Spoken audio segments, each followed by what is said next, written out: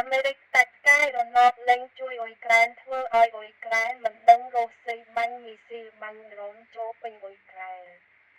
ហើយអ៊ុយក្រែនបាញ់រកស៊ីក៏លែងចំគោលដៅនាំឲ្យសម្ព័ន្ធមិត្តរបស់អ៊ុយក្រែននៅអឺរ៉ុបកំពុងប្រញាប់ប្រញាល់បំពេញចន្លោះប្រហោងដែលបន្សល់ទុកដោយការសម្រេចចិត្តរបស់រដ្ឋបាលត្រាំក្នុងការផ្អាកការចែករំលែកព័ត៌មានសម្ងាត់របស់ខ្លួនជាមួយទីក្រុងគៀវវានឹងមិនងាយស្រួលនោះទេ